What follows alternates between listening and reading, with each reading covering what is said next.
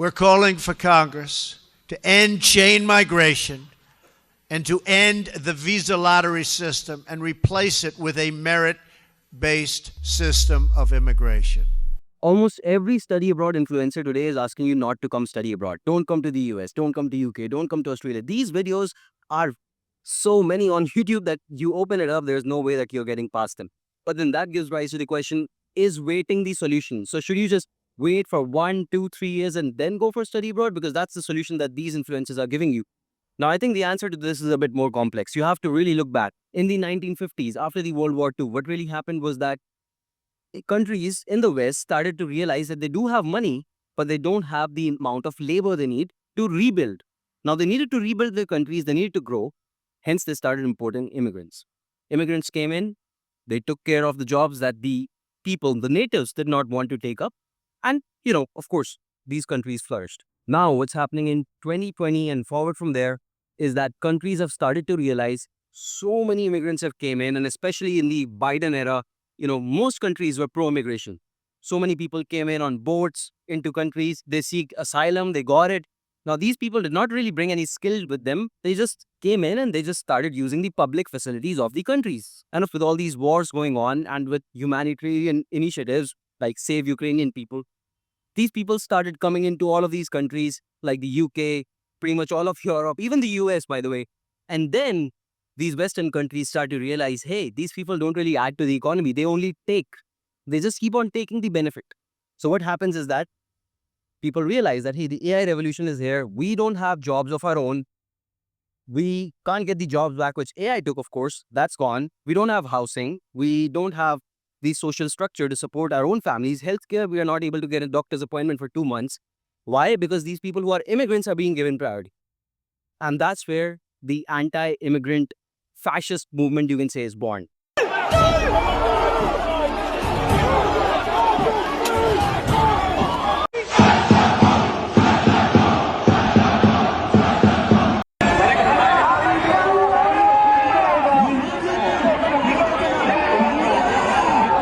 The more we accept the duty and responsibility we have as individual Canadians to stand up and defend what is ours, the closer we will be to taking back Canada from the corrupt powers that possess it. Take back Canada! Take back Canada! There's no housing. There's nowhere for them to go.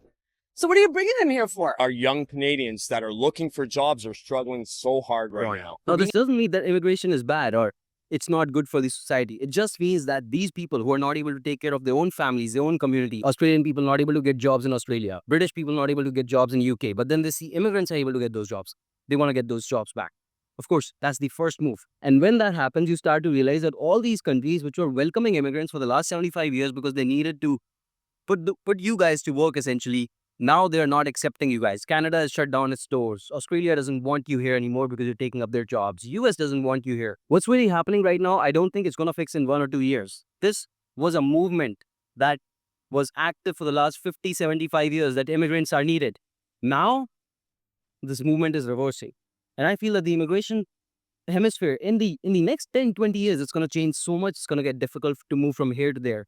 And you know why? The main reason is that politicians are starting to catch on. And when politicians catch on, they go on the side of the anti-immigrant fascists, essentially. What happens is that they create new laws. It's now difficult to immigrate because you have to do this. H-1B, salary-based.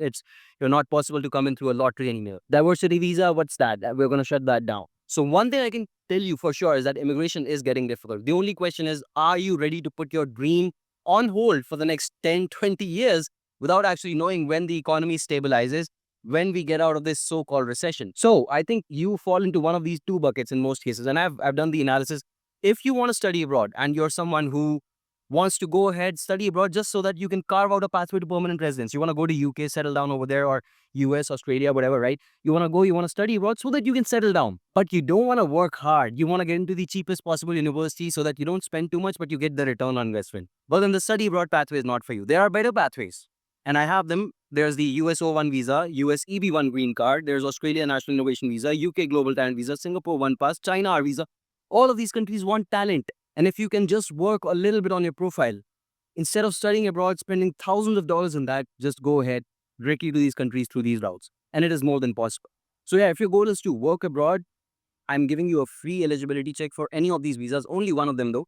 You go ahead on YMGrad.com, you send me your resume or your LinkedIn URL and let me know where you want to work abroad. And I'll give you a free profile evaluation. I'll let you know if you're eligible by default or you have to do this, and then you'll be eligible. But don't waste time taking up a massive loan and then realizing, hey, this is not for me. Because there's a very good chance you'll get your visa refused, or even if you go, you won't get a job after you go.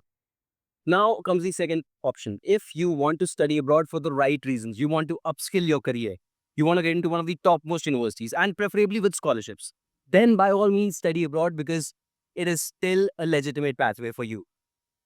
World leaders, politicians, Trump and all these other people essentially who are right now leading countries, they realize the value of talented people and they still want them over there.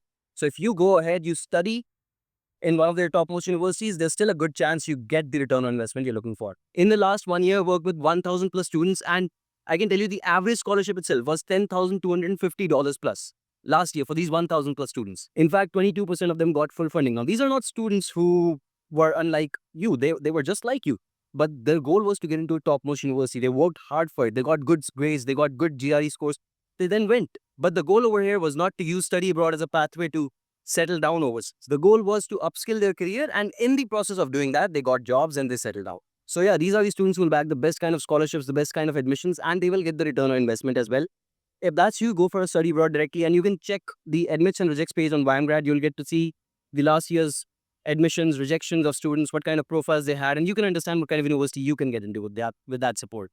All of that, by the way, is free. Make sure you sign up on YMGrad, and that probably helps you decide whether you should study abroad in 2026 or not. But apart from that, I hope that this video helps. Share this with the people who need to know and subscribe to the channel. You can follow me on Instagram as well, and my WhatsApp number is in the description. See you next time.